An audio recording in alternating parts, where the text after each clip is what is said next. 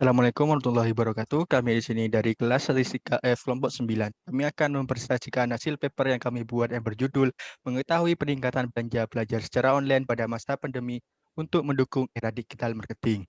Yang dibuat oleh Agung Rizky Alhana, Ahmad Faisal Fawas, Rafli Subeki, dan saya sendiri Muhammad Sendi Jayanto, NIM 192410103064 dari Universitas Jember.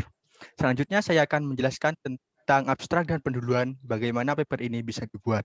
Nah, dari penelitian yang kita lakukan menurut pembelian secara online paling banyak selama sebulan adalah mahasiswa, di mana angka presentasinya adalah sebanyak 89%, sedangkan siswa sebanyak 11%. Dan ada pun survei lain, berdasarkan berapa kali pembelian secara online selama 1 bulan sebelum pandemi, di mana angka presentasinya untuk 1-2 kali pembelian dalam sebulan sebanyak 64%, untuk pembelian sebanyak 3-6 kali dalam sebulan sebanyak 11%, selanjutnya untuk pembelian di atas 6 kali dalam sebulan sebanyak 10%, dan yang terakhir yang tidak pernah melakukan pembelian secara online selama sebulan sebanyak 15%. Tujuan dari penelitian ini yaitu untuk mengetahui perbandingan seorang pelajar dalam hal berbelanja secara online di masa sebelum pandemi dan sesudah pandemi berlalu. Penelitian ini merupakan penelitian dengan metode penelitian deskriptif statik dengan pengujian hipotesis dan untuk teknik pengambilan sampel data menggunakan purposive sampling. Objek dari penelitian ini merupakan 100 orang yang masih menyandung status pelajar mulai dari siswa hingga mahasiswa. Berdasarkan permasalahan di atas, penelitian ini akan menjelaskan bagaimana mengetahui peningkatan belanja pelajar secara online pada masa pandemi untuk mendukung era digital marketing. Oke. Perkenalkan, nama saya Ahmad Faisal Fawas, NIM 192410103065. Saya akan menjelaskan tentang metodenya. Jadi penelitian ini menggunakan metode deskriptif statik, yaitu penelitian yang bertujuan untuk menggambarkan fenomena secara sistematis, faktual, dan akurat. Dan ini real. Jadi sampel dari objek ini adalah pelajar, mulai dari siswa sampai pun mahasiswa. Dan kami mengambil 100 sampel yang diperoleh dari data kuesioner yang disebarkan melalui status WhatsApp, grup WhatsApp, dan juga private messenger WhatsApp. Teknik pengambilan sampel pada penelitian ini menggunakan purposive sampling, pengambilan sampel yang berdasarkan atas suatu pertimbangan tertentu, seperti sifat-sifat populasi ataupun ciri-ciri yang sudah kita ketahui sebelumnya. Oke. Penelitian ini dilaksanakan pada tanggal 9 Juni sampai 14 Juni yang berlangsung 5 hari dan memperoleh sebanyak 108 responden dan kami mengambil 100 sampel dari 108 data. Variabel yang digunakan pada penelitian kali ini merupakan perbandingan antara minat belanja online pelajar pada waktu sebelum adanya pandemi dan sesudah adanya pandemi. Untuk menyelesaikan permasalahan tersebut, peneliti menggunakan metode deskriptif statis dengan pengujian hipotesis terlebih dahulu untuk mencari rata-rata banyaknya belanja online pada waktu 1 bulan.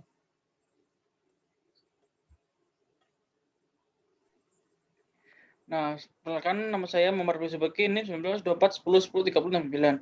Di sini saya akan menjelaskan tentang hasil. Nah, dari kuesioner yang kami buat tadi itu kan diperoleh dari satu sampel. Terdiri dari 89% mahasiswa dan 11% siswa. Survei yang kami buat itu berdasarkan 1 bulan pembelian sebelum dan sesudah pandemi. Nah, untuk yang sebelum ini diperoleh persentase seperti berikut. 1-2 kali pembelian itu sebanyak 64%, 3-6 kali 11%, dan di atas 6 10%. Sedangkan yang tidak melakukan pembelian sama sekali itu 15%. Dan untuk yang sesudah pandemi, untuk yang 1-2 pembelian itu sebanyak 56%, 3-6 kali itu 30%, dan di atas 6 kali 8%. Sedangkan tidak melakukan pembelian sebanyak 6%. Dapat dilihat seperti tabel berikut, di mana sebelum pandemi dan sudah pandemi perubahannya begitu terlihat ya. Jadi lebih banyak sesudah pandemi untuk pembelian online-nya itu. Nah, untuk selanjutnya pembahasan akan dijelaskan oleh Saudara Agung. Perkenalkan, nama saya Agung Rizky Alhana, NIM 192410103070. Nah, pada pembahasan kali ini kita harus mendeskripsikan atau kita harus mengetahui HO atau H1-nya karena kita menggunakan pengujian hipotesis.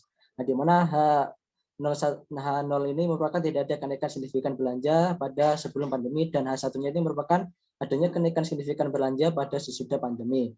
Nah, ini merupakan juga sama perbandingannya Untuk HU-nya sendiri itu merupakan mu1 sama dengan mu2 dan HA-nya itu merupakan mu1 tidak sama dengan mu2.